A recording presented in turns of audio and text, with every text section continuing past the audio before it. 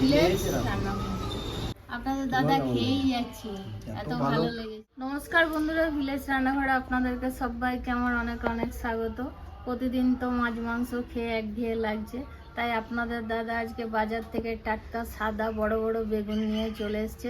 বেগুনের রেসিপি তো অনেক ধরনের খেয়েছেন, কিন্তু আজকে যে রেসিপিটা একবার বানিয়ে খেলে মনে হবে আর একবার খাই, দই বেগুন। তো অবশ্যই পুরো রেসিপিটা আপনারা স্কিপ না করে দেখবেন। নমস্কার বন্ধুরা, কেমন আছেন? ভালোই আছেন মনে হচ্ছে। তো বন্ধুরা, আজকে রেসিপি বেগুন নিয়ে এসেছি, তো দেখি কটা লাগে সেইভাবে কেটে নেবো। তো বন্ধুরা, ভিডিওটা দেখবে, সঙ্গে থাকুন। তো বন্ধুরা, দই বেগুনের জন্য আমি বেগুনটা কেটে নেবো।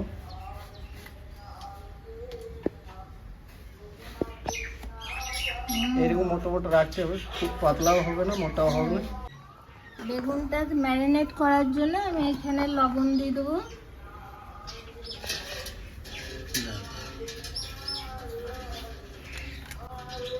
লঙ্কা গুঁড়ো,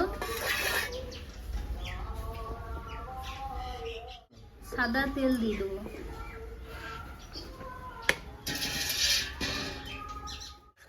ভালো করে গুলে নেবো। এবার চামচ করে একটু করে এটা দিয়ে ভালো করে দু সাইডে মাখিয়ে নেবো।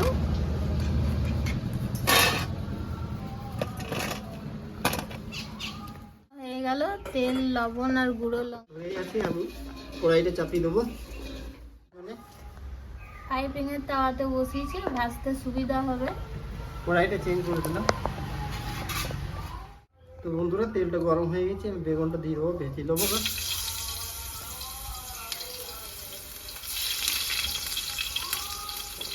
লেগে গেছে তেলটা আছে না।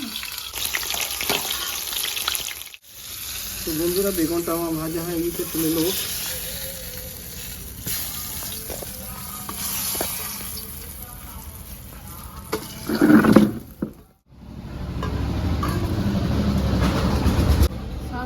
বন্ধুরা, এই তেলটা দিয়ে দেবো এই কড়াইতে। দেখা রে। তো বন্ধুরা, দই বেগুন করে জানি আমি আমার এই কড়াইতে বসিয়ে দিয়েছি। এবার দিয়ে দেবো পেঁয়াজ,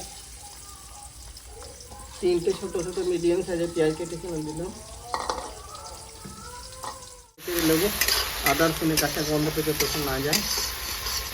বন্ধুরা, এবার দিয়ে দেবো আমি 2টো বড়ো সাইজের টমেটোর পেস্ট করেছি, দিয়ে দেবো টমেটো পেস্ট।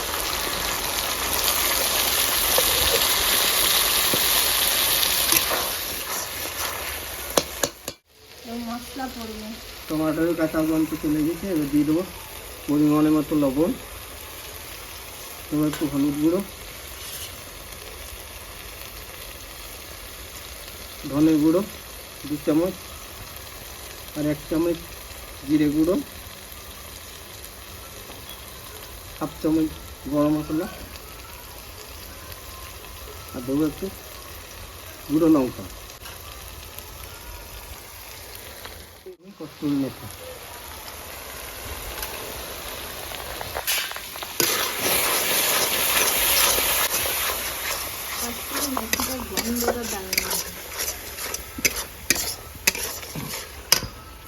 সামান্য একটু জল দেবো বাটি ধুয়ে।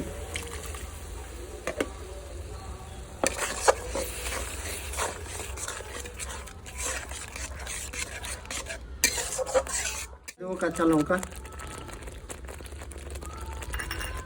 যারা যারা খেয়েছেন কমেন্টে জানাবেন কেমন লাগে খেতে।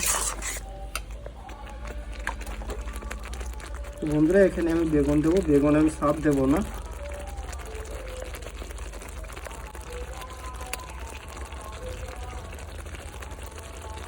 আর দেবো একটা বাকি।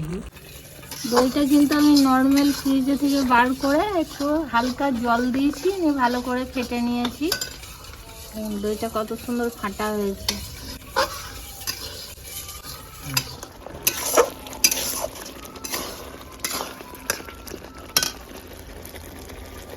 দেবো এবারে আমি দইটা ফ্রাই করে নেব।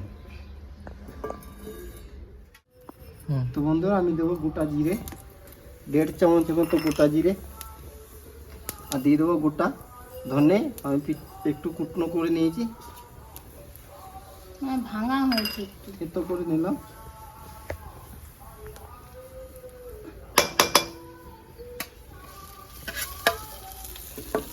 জালটা অনেক আছে না। তো বন্ধুরা এবার 3-4টে আমি রসুন কেটে নিয়েছি, দিয়ে দেবো বেশি করে।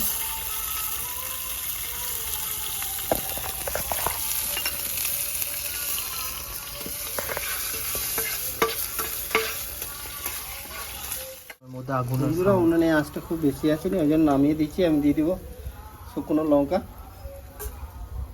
দিয়ে দেবো আমি কারি পাতা, পুরো বাঙালি কি পাতা দিলে জল লাগে না।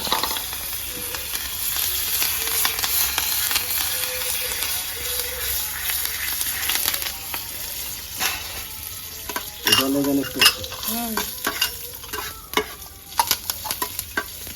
দেবো।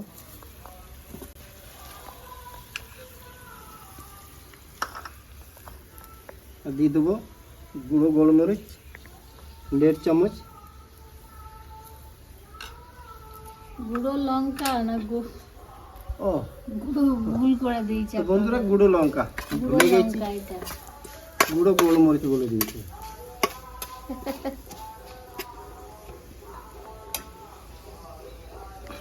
এবার দইকে তড়কা লাগাবো, দইকে তড়কা লাগিয়ে দেবো।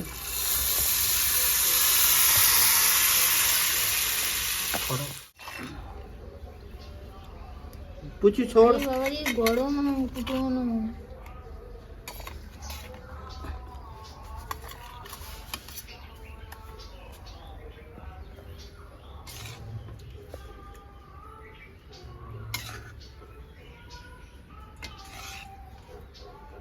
সবগুলো একবার করে টেস্ট করছে।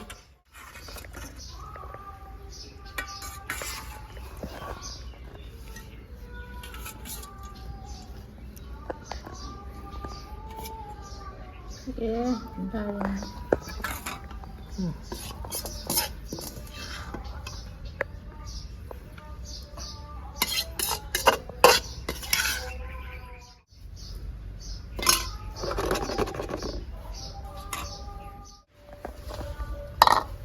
এর উপর ধনে পাতা দিয়ে দিলে দেখতে সুন্দর লাগে।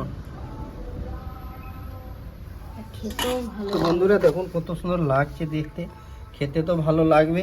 এবার তার উপরে দিকে ভালো লাগা জানে আর ভালো খাওয়া জানে, যাতে খেতেও ভালো লাগবে আর দেখতেও ভালো লাগবে, আমি দিয়ে দেবো একটু ধনে পাতা। তো বন্ধুরা আমার দই বেগুনের রেসিপিটা হয়ে গেছে কমপ্লিট। বন্ধুরা রান্না হয়ে গেছে কমপ্লিট, এবার খাওয়া দাওয়া করে দেখি দই বেগুনটা কেমন হয়েছে। বন্ধুরা এটা দই বেগুনও বলা যায়, আবার মশলা দই বেগুনও বলা যায়, দুটোই হয়। বেগুনগুলো কিন্তু একদম গোটা আছে, খুব ভালো লাগছে দেখতে। খাওয়া দাওয়া করে দেখি, গরম ভাতের সাথে মনে হচ্ছে দারুণই লাগবে। ভাত, রুটি, পরোটা, নান সব সঙ্গেই ভালো লাগে। দারুণ লাগছে কিন্তু। ভালো হয়েছে।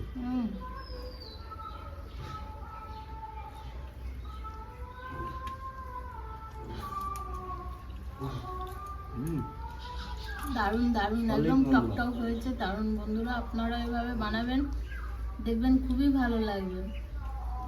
আর ভিলেজ রান্নাঘর চ্যানেলটিকে ফলো করবেন, সাপোর্ট করবেন আর শেয়ার করে দেবেন। আর ইউটিউব থেকে যেসব বন্ধুরা দেখছেন এখনও সাবস্ক্রাইব করেনি, তারা অবশ্যই করে পাশে থাকবেন, বেলঘন্টির পাশে ক্লিক করবেন আর নোটিফিকেশানটা অন করে রাখবেন, যাতে ভিলেজ রান্নাঘর চ্যানেলটি আপনার কাছে চলে আসে। আপনারা খুব ভালো থাকবেন, সুস্থ থাকবেন, কাল আবার দেখা হবে।